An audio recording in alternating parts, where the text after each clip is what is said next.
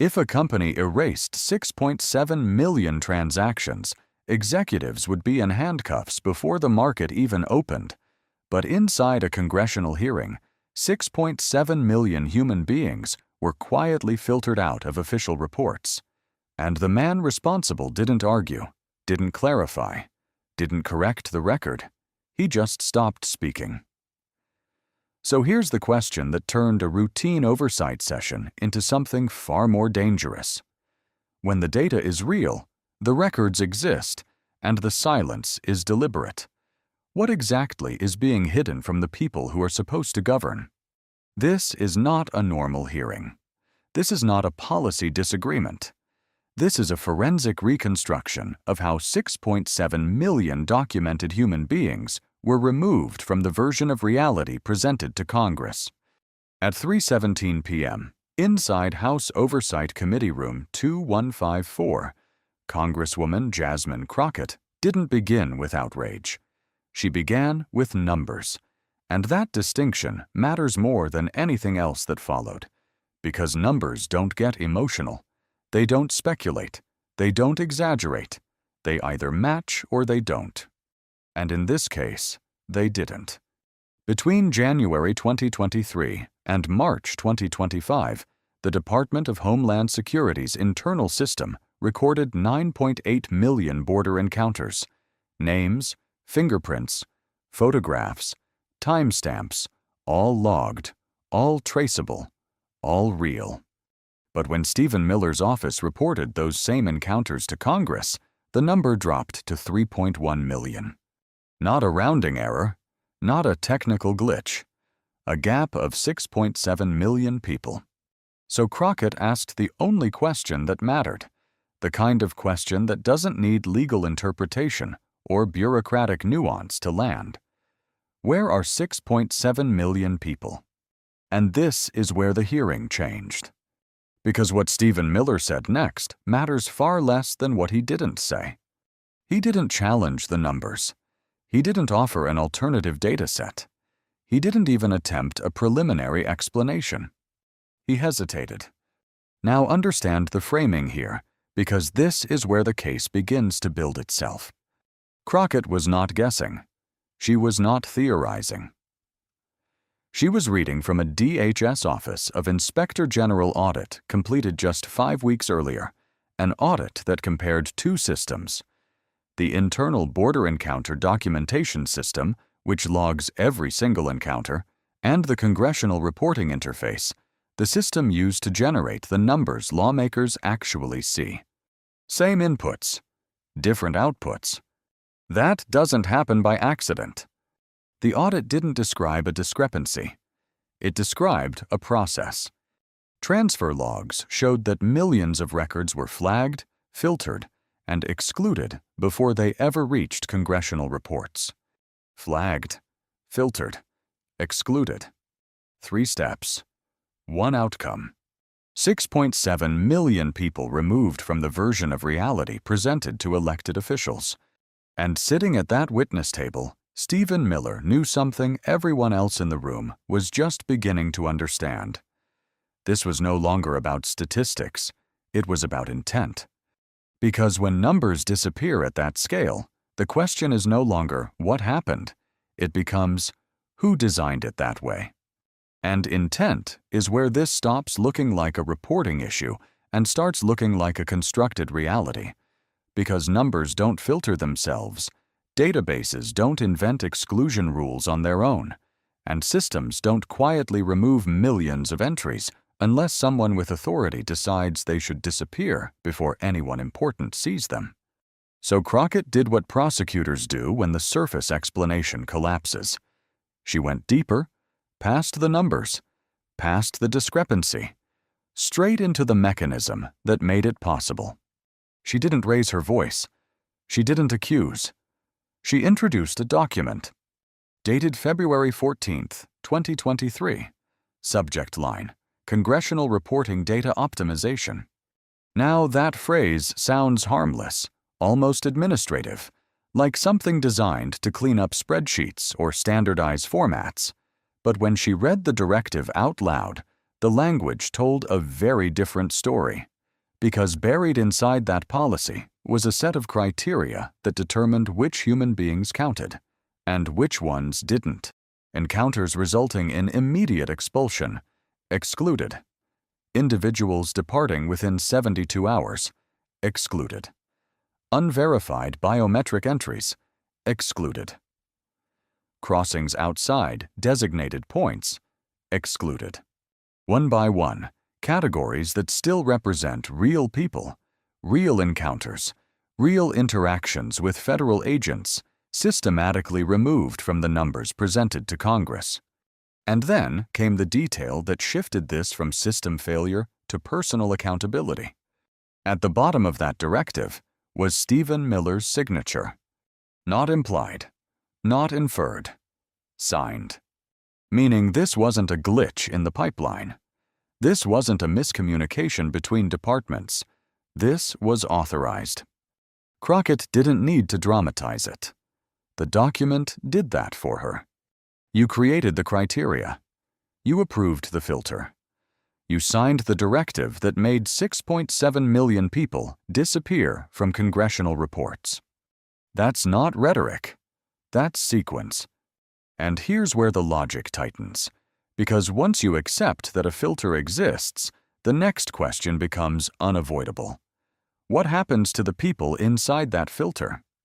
Because removing them from a report doesn't remove them from reality. They were still encountered, still processed, still entered into a federal system. So where did they go? This is where the Inspector General's audit becomes something more than a comparison. It becomes a breakdown of consequences. Out of the 6.7 million excluded records, 4.2 million were labeled as immediate expulsions, which on paper suggests they were removed from the country quickly and efficiently. But when investigators cross-referenced those entries with ICE deportation records, only 1.8 million actual deportations existed. That leaves 2.4 million people marked as expelled, with no documented evidence they were ever deported. No exit confirmation, no transfer record, no closure, just a label. Then came the second category, 1.9 million individuals flagged as having departed within 72 hours. Sounds clean, sounds orderly. Until you check the exit logs. Only 600,000 recorded departures, which means 1.3 million people were supposedly gone without any record of leaving. And this is the point where the hearing stopped being about spreadsheets and started becoming something much harder to ignore. Because now, the question isn't just about missing numbers, it's about missing outcomes. Millions of people processed by the system, with no verified endpoint inside that same system. And sitting there, with every one of these numbers laid out in sequence, Stephen Miller still hadn't answered the first question. Where are they? And that's the moment the room stops pretending this is a technical discussion, because once you strip away the language of optimization and methodology, what you're left with is something far more blunt. Millions of people entered into a federal system, processed by federal agents, categorized by federal policy, and then vanished from every official outcome that Congress is supposed to oversee. Not missing from a spreadsheet. Missing from accountability. Crockett didn't rush the moment. She let the weight of that sit, because this is where pressure does more than noise ever could.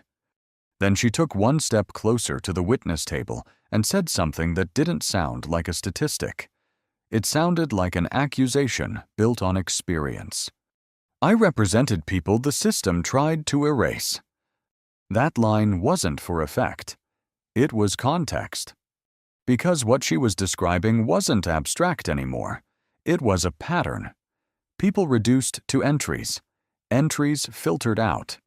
And once they're filtered out, they no longer exist in the version of reality presented to lawmakers, to the public, to the institutions that are supposed to track outcomes.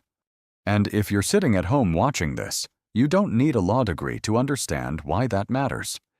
Because in any other context, if a system records you, processes you, and then loses track of you entirely, that's not inefficiency. That's failure with consequences. But here, the consequences weren't just administrative. They were human.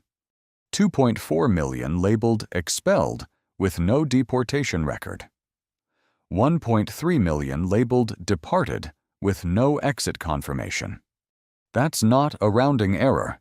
That's a population. And now the contrast becomes impossible to ignore. On one side, a system capable of capturing fingerprints, photographs, timestamps, and location data down to the minute.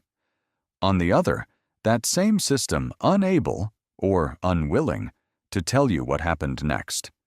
That contradiction doesn't sit quietly. It builds, and Crockett knew exactly how to escalate it, because she wasn't done. She introduced the final layer, the one that turned suspicion into something far more dangerous. On March 19th, 3 weeks after the Inspector General began the audit, 840,000 encounter records were permanently deleted from the system. Not archived, not transferred, deleted. Now think about the timing, because timing is where intent reveals itself. An active federal investigation is underway. Auditors are pulling records. Questions are being asked.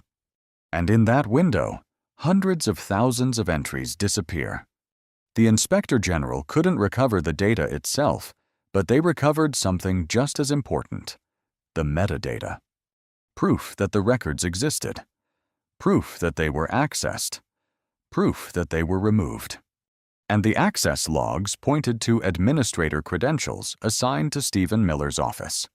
At that point, the hearing wasn't building toward a question anymore. It was closing in on a conclusion. Because now you don't just have a filter that excludes millions of records.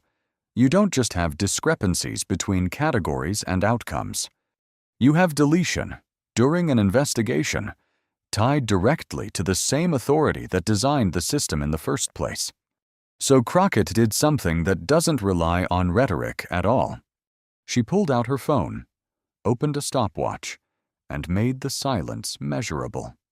She pressed start, and in that moment, the hearing stopped being about testimony and became something far more precise. A live demonstration of what silence looks like when every available explanation carries legal consequences. 10 seconds passed, and nothing moved except the pen in Miller's attorney's hand. 30 seconds, and the room shifted, not outwardly, not dramatically, but in the way people lean forward when they realize they are no longer watching a debate. They are watching exposure unfold in real time. 1 minute, and the question was still hanging there, unchanged, unanswered, unchallenged. Where are 6.7 million people? And if you were sitting at home, watching this as just another hearing clip, this is the point where something clicks. Because you start to understand that this isn't about who wins an argument. It's about who cannot answer a question without making their situation worse. 2 minutes passed. Crockett didn't interrupt. She didn't rephrase. She didn't soften the ask. Because she didn't need to. The numbers had already spoken. The documents had already been entered. The timeline had already been established, and now the only thing left was the response, or the absence of one. 3 minutes, and even members of the committee began to frame it out loud.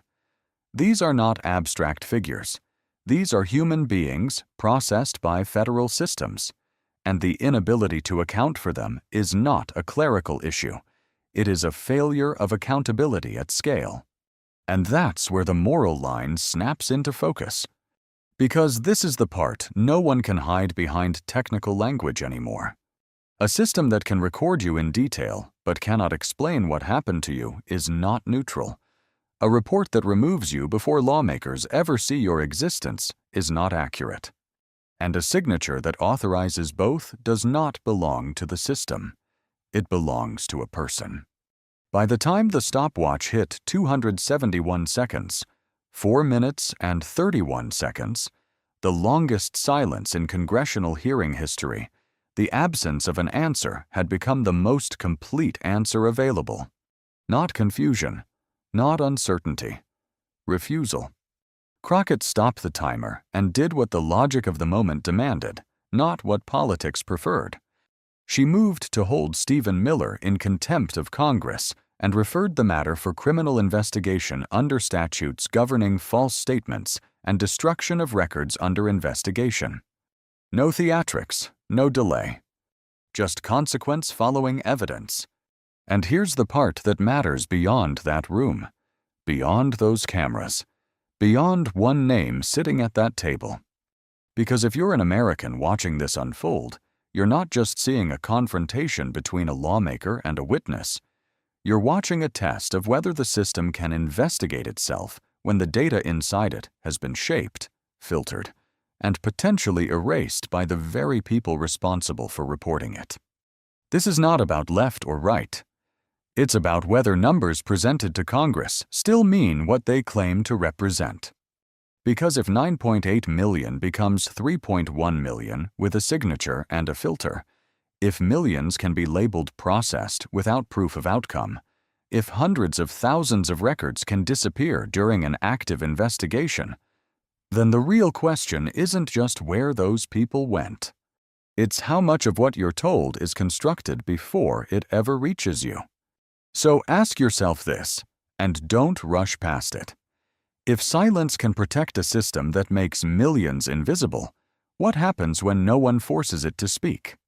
If you believe accountability should not depend on who controls the data, make your voice part of the record. Like the video. Leave your perspective in the comments. Share this with someone who still thinks numbers can't be manipulated, and subscribe, because the next time this happens, it may not come with a stopwatch.